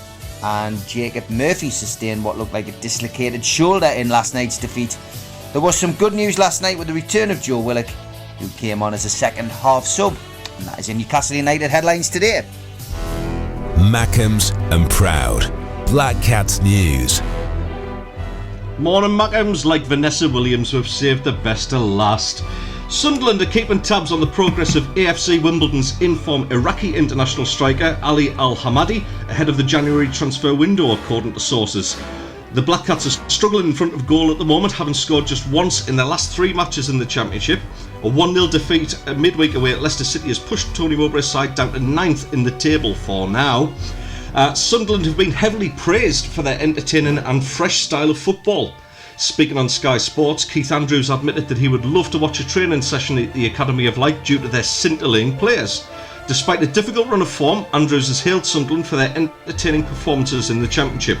The former Republic of Ireland international said, "Their play with the ball is so entertaining and so fresh. There's a real kind of love about the way they play the game. They play with such joy and pleasure, it's good to watch. They just need to iron out a few creases without the ball." And finally, tomorrow night, SAFC under-21s are set to take on Spurs under-21s at Eppleton Colliery. The Black Cats youngsters are currently 9th in the Premier League 2 Division 1, while Spurs have won their last 5 games on the bounce. Sunderland's second string find themselves in decent form too, with 3 wins in a row. Kick-off is at 7 p.m. tomorrow night, so go and support the lads and hopefully see them pick up another 3 points against some top-quality opposition. And Ted, Rye and Steve, the North East Footy Breakfast. Right across the North East, the Red, the Cat and the Tune. Oops. Sorry, mate, cut you off. I did a Darren. I'm used to it. I mean, Rye does it on a daily basis, you know what I mean? Whoops. Carry on. Did you know that today's a bit of a celebration, lads? No. No. Today, the 26th of October, is the 160th anniversary of the Football League being set up. Wow. Now, there you didn't know that, did you? Good there you research, go. that's See, I've done my research. Who's done his research for the show, eh? Very good. That's why I'm first. That's why I'm first in the credits. And why Preston? Do we know why Preston? Why was it set up in Preston? Have you been to Preston? There's nothing else to do, do you? Felt sorry on the town. Said, "Yeah, have this." Yeah, okay. I think it probably predates the snooker being there as well. So yeah, it's Preston's one of those. It's a bit of a nothing town, really, isn't it? Apologies to anybody listening from Preston. I hope you're not, but there you go. But yeah, the 8 founding fathers of the Football League actually set up their first meeting to discuss setting up the Football League 160 years ago today. Which, I mean, I don't know who actually is the oldest club in the North East. Maybe it's Newcastle, or is it Sunderland? Middlesbrough is a relatively new thing, aren't they? I think Sunderland's slightly older. Yeah. 1892. When was Sunderland? 1892. Newcastle was 1892. But I've just I actually 1892. Go on. What are you looking for it? What? Go on. Sunderland was 18. I'm researching as we speak. But yeah, I mean, the point I was trying to make, obviously, you know, a lot of the clubs, especially Newcastle and Sunderland, less so Middlesbrough. 1879. 1879 for Sunderland. So I went to see that the story of Sunderland at the Sunderland Empire. I took me life in my hands going down there in the summer, and I remember it going. Oh, I tell you what, that was an experience, lads. Yeah, put it this way: the car engine was still running when I went outside. But yeah, it was. It hadn't been up on bricks, but. 1879, Sunderland was formed as Sunderland and District Teachers AFC by schoolmaster James Allen in what is commonly been believed to be October 1879. However, evidence suggests that the club wasn't formally created until a year later, on the 25th of September 1880. So that's at least 12 years earlier than Newcastle. There you go. Well, the borough's 1876. Yeah. So is it really? Borough's 1876. Yeah. Formed by cricketers. So, yeah. Over a tripe supper. You still play like it. The club was formed over a tripe supper. Very nice. Wow. A tripe supper. Dear me. That's a pizza parma, like, isn't it? Yeah. Sunderland was formed by in front of pints of beer, no doubt. But there you go. I mean, in that time, obviously, yeah, I mean, Sunderland won, 7 leagues or something like that, and starting in 1891, I think, was our first one, and then all the way through, obviously, famous wins like the FA Cup in 73, beating the mighty Leeds United. You know, we've all been around long enough to see, like, great moments in our club's history, as well as some absolutely stinking ones as well. Yeah. Just, I mean, we'll start with Rye, because obviously, you know, there's less to talk about with Middlesbrough's success. What's your what's your biggest moment that you've seen in the club's history, mate? My biggest moment that I've seen would have to be Carling Cup, I guess. It would have to be that. That was in my, that was era. That was when I was sort of, falling in love with the club. I was still a young lad, but I remember watching that. In more recent years, watching it, us go up through Aitor Karanka as well. I mean, I remember that, the promotion party of that day, Stuani getting the goal and the scenes there. So that's the most recent one that I can remember when we was in the 2016, obviously, season, going back up to the Premier League. And but yeah, Carling Cup as well. There's some big memories there for me. I was still very, very young, still at school. Wasn't really allowed to stay up late and watch it, but back in 2004. But yeah, no, we were. That would have to be for me. But the Aitor Karanka promotion party was. Yeah, something I'll never forget. The seeing Leadbitter in tears, and just the amount of people that were there to watch that game, and yeah, it was great.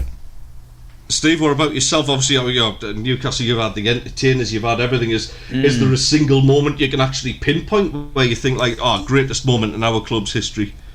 I think for me, as a supporter, actually being at a game, I think probably the 5-0 against Manchester United is the one that stands out because of what it meant at the time. Newcastle had gone to the Charity Shield, being completely outclassed, by Manchester United on that day, and that was just a proper revenge job in front of the watching millions around the world, and that sublime finish by Albert over the top of Schmeichel to cap the 5-0 win was just something which stands out. I was at the Barcelona game at home when Newcastle won 3-2. I mean, special because it was Barcelona, the Champions League, and everything that goes with it. PSG, I mean, it's up there as a game that I've enjoyed. and I guess with us, derby wins are very important, and for me, the two that stand out that I was at, obviously the one at St James's Park when we won 5-1 and Nolan got the hat trick was special. It was just a comprehensive performance in a derby game when Newcastle and Sunderland were pretty neck and neck with each other. It was anybody could have won that game. Newcastle were the better team on the day. Of course, Sunderland had Steve Bruce, so they were at a huge disadvantage. But the win. The win down at the win that I'll always remember, down at Sunderland. People probably would say the Shearer one. That one wasn't really a special one for me. It was the Liam O'Brien free kick. I was there that day. And again, that was us on the road to the Premier League, and Sunderland were expected to be the team that was going to stop Newcastle in their tracks. They got off to such a great start to the season, and that wonderful photo from the clock stand of Liam O'Brien. He's the only person in the ground who realises it's going in, and he's got his hands in the air and he's reeling away as everyone else is standing watching and just watching the ball go into the net.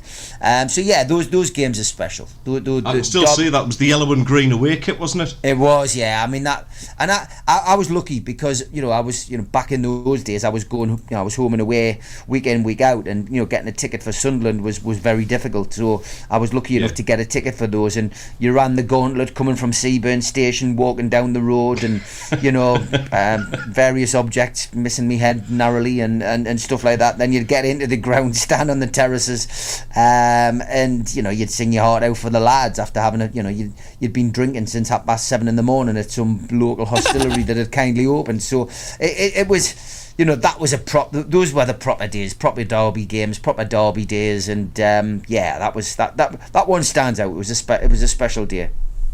Absolutely, yeah. I mean, obviously, the 5-1 is one of the ones. It's probably one of my worst moments watching football. To be honest, it was just painful to watch. In fact, I think I stopped halfway through it. It was just, it was like a dog playing with a cat playing with a mouse, shall we say? But for me, I mean, for all we've had some tough times in recent years. Still going to the games. I mean, probably one of my key moments was my first ever match. I was actually mascot against Shrewsbury Town, and walking out of that tunnel with the players and hearing. I mean, it was only 12,000 people back then. We're talking 1986 here. It was when Roker Park was absolutely at its worst, I guess. But hearing the fans' reception of those players and just sort of getting the feel for the place, and you've been to Roker Park, you've been to St James's as it was, Steve, as well, and Rye, if you ever get the chance to experience some of these older grounds over in the UK, take every opportunity you get, because there were special places, Steve. Yeah, they are. I mean, I missed going to Roker Park when we went to the Stadium of Light. It wasn't the same. Purpose-built stadiums are never the same. I was lucky enough to go to Ayresome Park. I mean, I was actually. I didn't get a ticket for the infamous playoff season, the very first season of the playoffs when Sunderland beat Newcastle.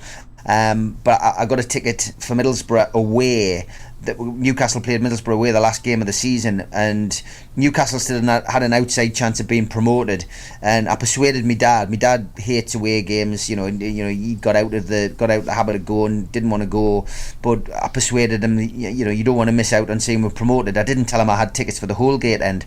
So we went down. We parked up. Went in the car. We parked up at the Middlesbrough Hospital car park. He says, it was my suggestion that just in case we got into bother, at least the car would be outside of the hospital. But we got into the ground, and my dad goes, "Well, this isn't the away end." I went, "I know, we've got tickets for the home end." So we literally standing in amongst Borough fans who went on to win 4-1 that day. Bernie Slavin jumping on the fence was a memory I'll never forget. And we didn't even score a goal ourselves that day. Owen McGee scored an own goal. We lost 4-1. we ended up in the playoffs, and then we know what happened from there. And if we're going to cover worst games, that still is the only game where I've actually cried at a match. And I was a kid. I was almost leaving school when Sunderland beat Newcastle in the playoffs. I was lucky enough to be at Roker Park that day when we drew 0-0. The infamous penalty that shouldn't have been a penalty for me, and Hardyman kicking Burridge in the head. We drew 0-0. Yeah. We thought we'd won it. We came back, and I think that was. I remember some of the Sunderland players saying that was their motivation for St James's Park, because Newcastle were celebrating as if they'd got through after that game, and they took the foot off the gas for the following Wednesday, and we got beat 2-0, and Gabbiadini and Gates, the G-force, did us at St James's Park, and I cried that night. I cried on the terraces. My dad had tears in his eyes. I had tears in my eyes. I remember going back to the pub with my dad, having a pint with him, and we were just lost for words, But great, man. That's what it's all about. Those are the kind of things you remember. It's not the same anymore. I'm sounding like my dad now, but it's not the same anymore. No, I agree. I miss the old grounds. I miss Roker Park. I miss Ayresome Park. You can still get a taste of these things when you go to places like, if you want to go to Hartlepool, get yourself to Hartlepool, go to the Victoria ground, or there's still little grounds in and around the northeast that still hold a bit of character, and you can still go and get a bit of a feel of it. Or go and watch if you get an international break, go and support a non-league team. Go along and take in a game somewhere else. You still get a feel for it there. It's fantastic. I think Luton Town's probably the only one of the old grounds, I guess, that's still going, that's still got that pitch side intimidating atmosphere that the likes of the Dell, the old St James's Park and Roker Park used to have. You know what I mean? And that it's those kind of things that you do miss. Having said that, I mean, probably most of my better memories are probably in more of the modern era.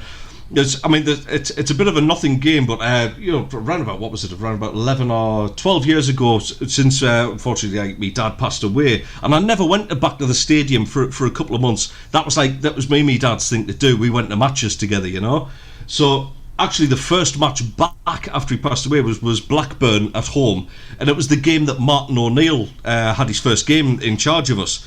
Now, it was one where my dad had always rattled on about, we should be getting Martin O'Neill. He's a Sunderland fan. He's this, he's that. He's a great manager. And obviously, it was bittersweet. O'Neill gets the job, and of course, we go on and score a winner in the 90th minute. And one of the most memorable moments for me is kind of just that little bit of a bittersweet sort of end to a win, and O'Neill in charge, 90th minute winner. It's one of those where the limbs go everywhere, there's tears everywhere. Just a great feeling, I think only football can bring. But it's still not my favourite, and Steve probably knows where this is going. It's the 3-0 the 3-0 win at St James's with Di Canio in charge. For me, we shouldn't have had a chance in that game. Absolutely shouldn't have had a chance in that game. Newcastle were by far a better team, and to be fair, Di Canio, as history went on to prove, was no manager. He's an absolute psychopath. But sat there, and I distinctly remember watching the game in a house with two Geordies. And obviously, who's it scored the goal that was ruled off for offside for you lot, Steve? Oh, that's a good question. I can't remember. Was it Amiobi? It might have been. It was that era. Definitely that era. Yeah, because Shola was scoring them for fun against Sunderland at that stage, and obviously the Mackham Slayer. The Mackham Slayer and all that. I still remember the cover of one of your programs where he's wearing some sort of ridiculous superhero mask. I remember it. But to come away from that, and obviously, this is going to be a neat segue into something else we're going to talk about as well. But the celebration of Di Canio, and just the passion and chest thumping to the fans and all that kind of thing, and coming away with them, beating the enemy at 3-0 at St James's Park is just like an iconic moment in football for me, and I don't think it'll ever get better than that, to be honest. It was. I've just got to jump in and say as well. Yeah. I've got to say for me as well, it's not, obviously I've got a big infatuation here with the AFL, which is our football. That's what my dad grew up playing.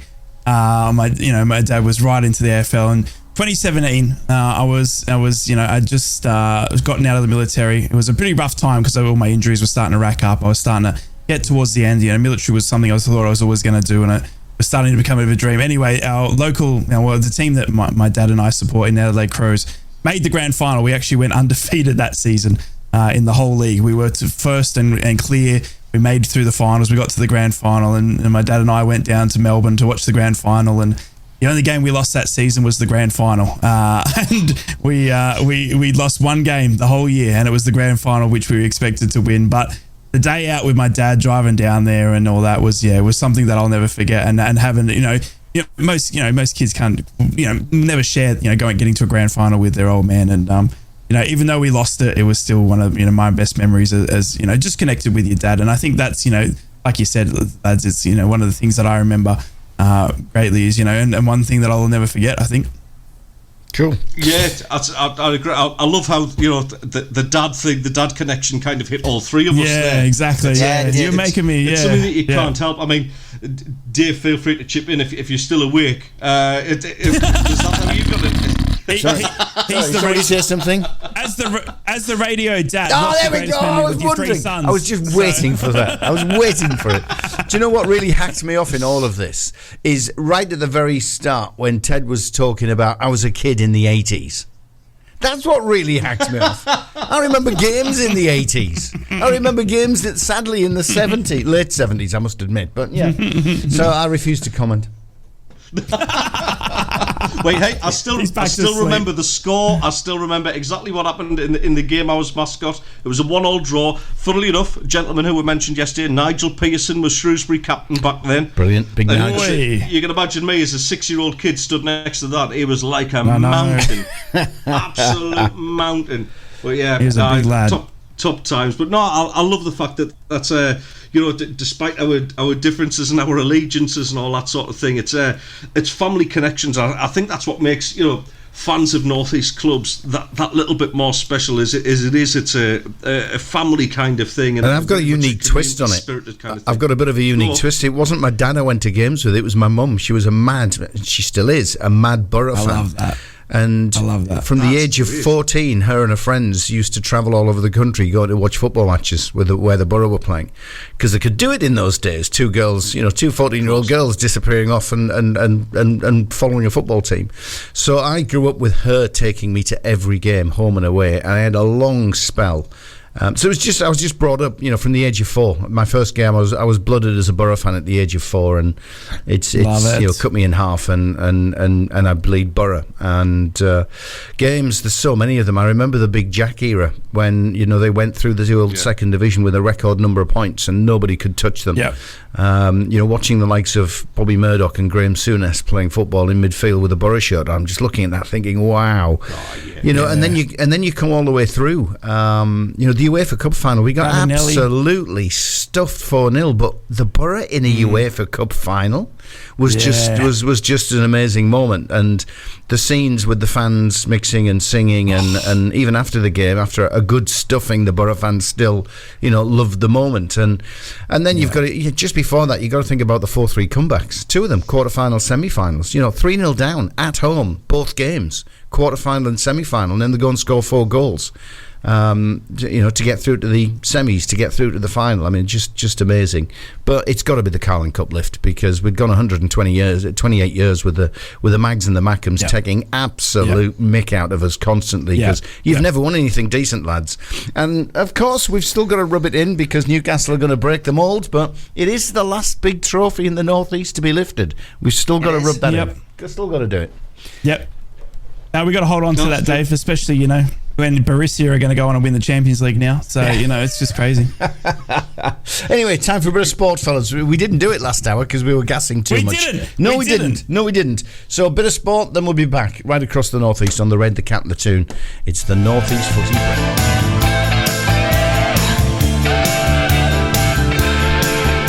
One of your typical rockers, Chris Rea. Likes a long intro, likes the guitar. Yeah, absolutely. Road to hell. Somebody's going to make a joke there somewhere. Come on, guys, take the opportunity. Grasp it while it's hot. No, nobody? We've driven around. I can't. Okay. Oh, there we go. Oh, Oh, well, we got the It's not sports actually news about in this hour, Teesside, so though, we're that song, proud. is it? Road to Hell isn't. No, Road to Hell's about the M4. That's right. Yeah. Wasn't he trying to get home? Or was that driving home for Christmas? No, Road to Hell was the M4. That's right. A motorway. Sorry, Rye. It's a motorway. This has gone decidedly Alan Partridge. It has, hasn't No, it's it? crazy. It connects Wales to London. That's all we'll It's say. Great banter, wild it how, really is. how much we steal from the Poms. You know what I mean? We got an M4 here that connects us. You know what I mean? We're down to Newcastle. It's literally crazy. Like how much we steal from the Pommies. I'm starting to. That's why you're on the island in the first place, mate, because your great grandparents were stealing. Exactly. Yeah, I'm related to Dave. Oh, thanks, mate. Yeah. Oh, jeez. Yeah. How old do you think I am? No worries, Dad. Yeah. No worries. Hey, careful. Get on with it. That took a sinister turn. Lads, I wanted to bring up quickly, and I wanted to talk about this because Middlesbrough are suffering. The biggest news coming out of Middlesbrough over the past 24 hours is Tommy Smith rupturing his Achilles and going out for a season, the rest of the season, if not a bit longer, with a ruptured Achilles. The injuries are starting to pile up, and we're starting to get a little bit worried. Riley McGree's currently out. We've got an illness that's going through the squad that's affected Johnny Howson, Darragh Lenihan, and now Latte Lath. Riley McGree is still undisclosed. And the thing that Michael Carrick is doing is he's not giving anything away in terms of how long the players are out for. He's very, very cards to his chest. But I looked around, and the Northeast, out of the three teams, we have got one of the worst injury lists for the three teams in the Northeast. So, lads, is it in the water? Because we've seen last night, obviously, Newcastle, suffering some bad injuries. It looks like Isak's down, and obviously the dislocated shoulder as well. Sunderland have been mired by injuries this season. You've had some shockers, obviously a young squad as well. What is happening at the Northeast? Why is it the water starting to cause a few injuries up in the Northeast? And do you guys accept or are happy when a manager protects his squad by not revealing how long a player is out for? And I'll give you the example that Michael Carrick, he will never tell you how long a player is out for or the length of an injury. And does Mogger, Eddie Howe do that? What's going on, lads? Injuries are one of those. They're one of those things that obviously blight football clubs, and depending on how big your squad is, of course. And I mean, Eddie Howe mentioned it last night, didn't he? That Newcastle have got a small squad. So that, like I say, that is the first time that he has said that this season. So he's clearly going to feel the pressure now with Harvey Barnes out till next year. Tonali going to be suspended. And now, obviously, Isak, again, nothing major, but going to be missing for, you would imagine, at least 10 days, maybe 2 weeks. Jacob Murphy out now with a shoulder dislocation, it looks like. And Sven Botman going to be out for at least another couple of weeks. It is starting to mount. It's starting to mount. The pressure's starting to mount, and with the games that I mentioned earlier, another 5 fixtures coming within the next calendar month. Newcastle's up against it. It's different though. These injuries are severe injuries. Under the previous manager, Steve Bruce, players weren't training. How's the bacon exactly? Callum Wilson came out and said the players weren't actually training. I mean, it was great to be training when Eddie Howe came. I mean, literally, Bruce was spending 3 days maximum at the club, and it was becoming a farce. Wow. The players weren't fit, so you're going to get injuries when you're not training properly. I think it's just part and parcel of it. The game. I don't think the game is more physical. I just think it's quicker. I think that's the problem. I think we can go back to the days of people who were as hard as goat's knees, like Mick Harford and Billy Whitehurst, who you just wouldn't want to be playing against if you were a centre half. No. If you didn't get a Big Mick's terrifying now. Yes, Eddie. If you got a broken nose, you'd got off lightly. It was like those. People would take you out knee high. Justin Fashanu karate kicking people on the pitch. Vinnie Jones, going through the back of people after 30 seconds, and those days were a lot harder. And yet people seem to be able to get up, dust themselves down, and play on. By the way, you've just reminded me, Steve, of an abiding memory of hard men in football. Julian Dix. So, I might as well put supposed hard man in football. I don't know whether he was or not. No, he was. Julian Dix took the ball to the corner flag, and little 5'5" Juninho took him out from behind him and he sent him into orbit. And then the little Brazilian just carried on jogging back towards the centre circle when he knew the referee was going to give him a yellow card. I mean, it's just an abiding memory I've got of Dix being launched into space. It was fantastic. South Americans are tough, man. You see some of the tackles over in their leagues, they're absolutely brutal. Absolutely brutal. What was the famous one, the Battle of River Plate? Just some of the tackles are going are incredible. I mean, thoroughly enjoyable to watch, but yeah, a little bit on the dangerous side as well. But for us, I mean, I think because we're such a young squad, and a lot of these players, who can I use as an example here? Well, we've got a number of players who basically haven't played senior football before this season. Yeah. Or gradually getting introduced into the senior level of games. So going from playing youth football where it's fast and all that kind of thing, but it's relatively low contact by comparison. So when these lads are starting to take big tackles and things like that, then of course that's going to affect them. I mean, at the minute we've got Jay Matete and Corey Evans, who are like sort of on the long-term injured list. Yeah. Corey Evans obviously a bit more senior, but let's face it, Corey's had a bit of a checkered past with injuries anyway. But a tough tackling centre midfielder like that, you do miss them. Right at this moment in time, Aushish, who's just joined the club, Bradley Dack is also out injured as well, another more senior one, and it's just a case of I think Steve's right, it's just faster now. It really is that much faster, and when you do take a challenge or a knock travelling at those kind of speeds compared to, say, the pace of the game 20 years ago, I think those innocuous injuries just have been multiplied tenfold as a result. Do you think, am I exaggerating here by thinking that as I look around the league though, and I'm looking at other injury lists, Middlesbrough, Sunderland, Newcastle are leading it. And there are some other clubs here that are close, but it is incredible to see that the three Northeast teams have three of the worst injury lists. There's a couple of teams here in League One that they're outdoing us, but it is incredible to see that it's the three Northeast teams. But it is actually a lot of injuries for most clubs, this year. Is it because we've gone longer? Is it? I mean, we keep talking about it. The game's gone longer this season. We're seeing 9 minutes of extra time at Norwich for the Borough on the week during a midweek. Is it? Are we silly to think that that's not having an effect on the boys and the squads now? Oh, we're playing more games though. I mean,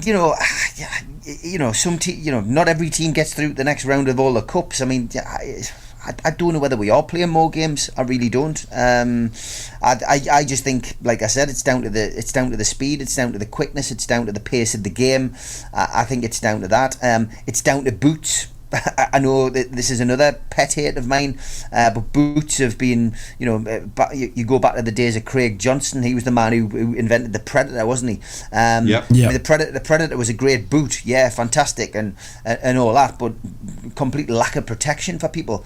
We'd never heard of a metatarsal until these boots came in, and now, I think that could be part of a problem. The lighter boots, that they're more comfortable fitting, but there seems to be more foot injuries than ankle injuries because of these kind of boots. And these tiny shin pads as well, Steve.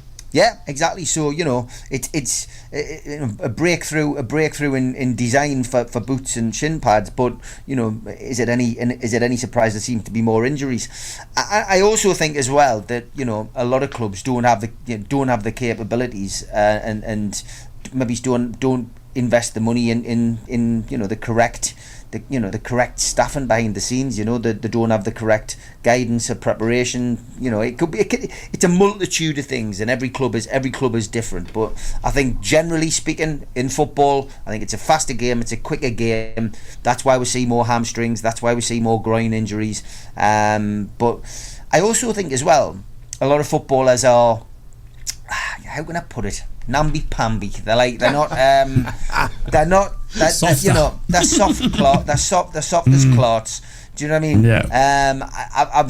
I did make the comment last night about Isak. Isak's been injured a lot, right? Compared to what I thought.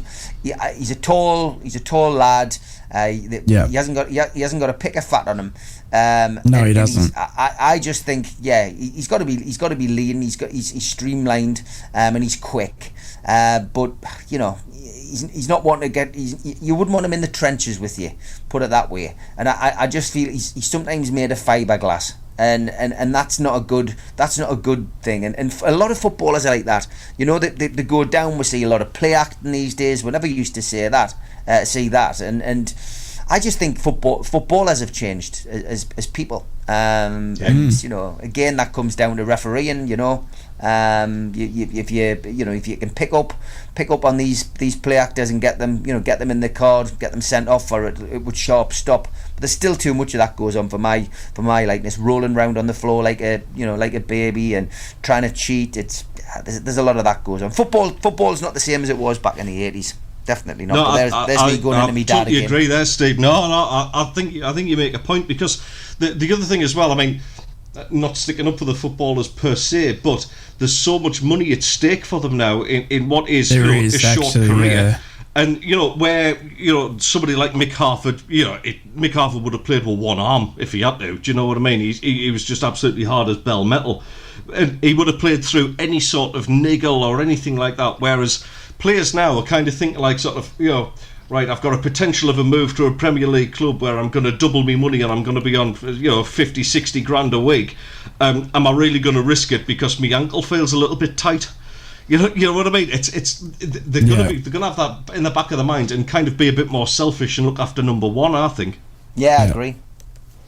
Yep, no, I completely agree. And it's interesting to see just the amount that he's racking up. Maybe we are missing, the days of the tough old midfielders that just get on and play with it. But I think that the length of the games are getting bigger. We're seeing the technology and the kits and the boots and all that getting smaller, lighter.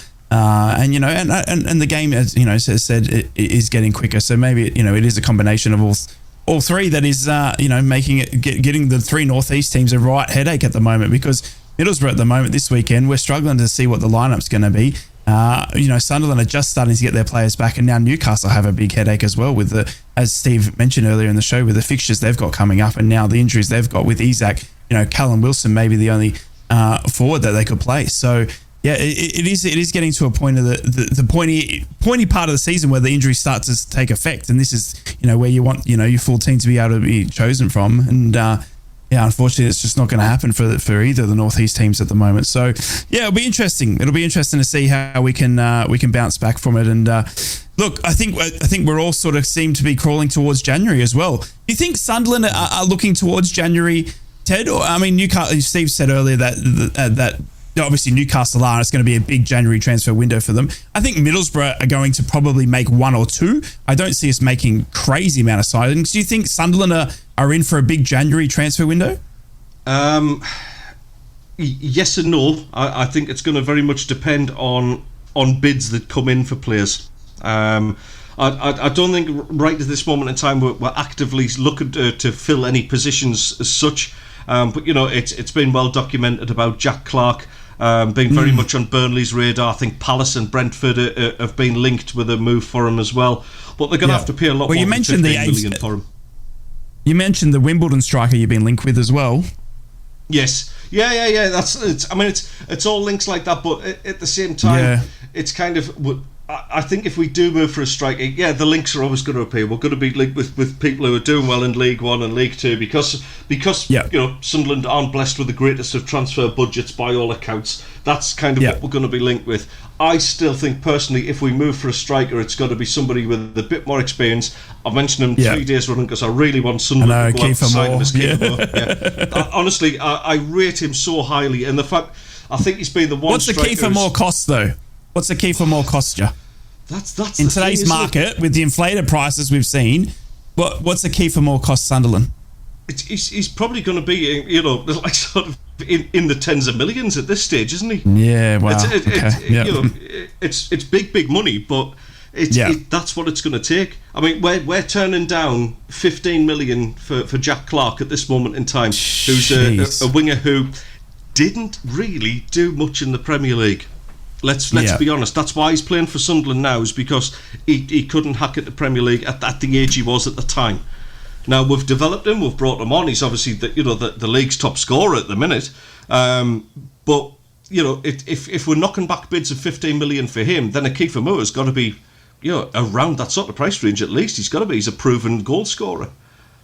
Well, I mean, I completely agree, and I think obviously I've said it yesterday, and I said it today as well. Sunderland are, a decent team with, away from just having a good goal scorer.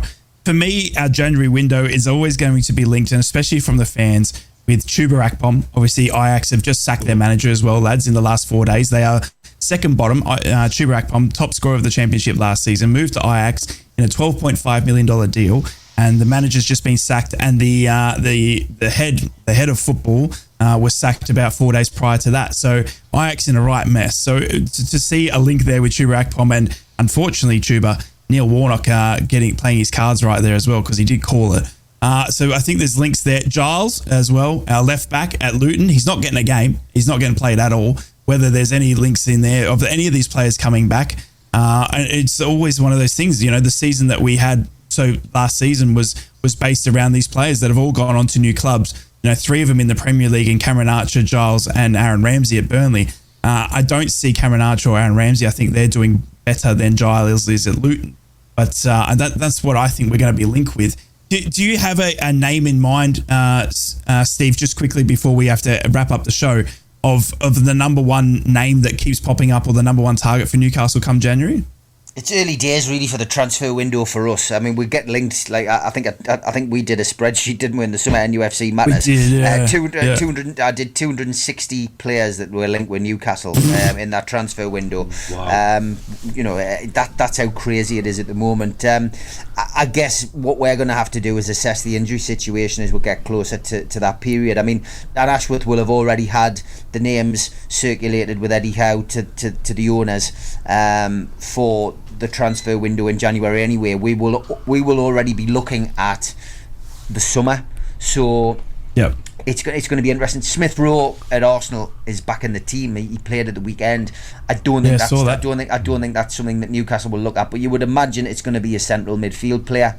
I think it'll be probably a Denali replacement. It's got to be. They're going to have to look at that. They're going to have to look at somebody who can come in and do a job in there. But I think they'll have one eye on a goalkeeper. I think they'll have one eye on a centre half. They'll have one eye on a central midfielder, and they'll have one eye on a centre forward, because they need to continue to build. The back four is all in their 30s. They need to look at that, and I think they need another replacement for they need a number 2 who's going to compete with Pope. So, because I think Dubravka will go. I think Dubravka will have to go if he wants to save his international career, and I think Newcastle will bring in a competitor for Pope. So January midfielder, I think, to replace Denali, and probably looking at a goalkeeper. Well, there we go. Well, that's the show, lads. We're done. Thursday. Yeah, great show, books. Guys. Good morning. In the bag. Thank you, Daz. Good to see you, mate. Hi, Daz. Are you all right? We are, apart from the Rye's not very happy that I've been moved to last in the jingles, Daz. It's ridiculous, Daz. Ridiculous. So if what you can do is, the best thing to do is, whenever the person takes the lead on the show, if you can make it that person's name, I think that would be great. We'll see what we can do. This is what they're complaining about. This is what they're complaining about, mate. Ted, Rye, and Steve, the North East. Yeah. I mean, it doesn't bother me. It keeps changing. It doesn't bother me. I mean, Steve's saying that on air, but he just DM'd me on Twitter saying I am ropeable. I am ropeable, he said. He said, I am disgusted. How to go from first to third when it's my show, he says. I'll tell you, I've got breaking news here. For all the things, Steve Wraith is fuming. Oh dear! Right, well, I think we better leave it there. I think we had, because we're gonna run out of time to play any Thanks, sort lads, of that's music. my last show. It's been great. It's been emotional. See you tomorrow. Have a good one. See you, boys. From Yarm to Yibby, Harrington to Horsley Hill, Swarwell to Silverlink, Steve and Rye, the North East Footy Breakfast. Right across the Northeast, the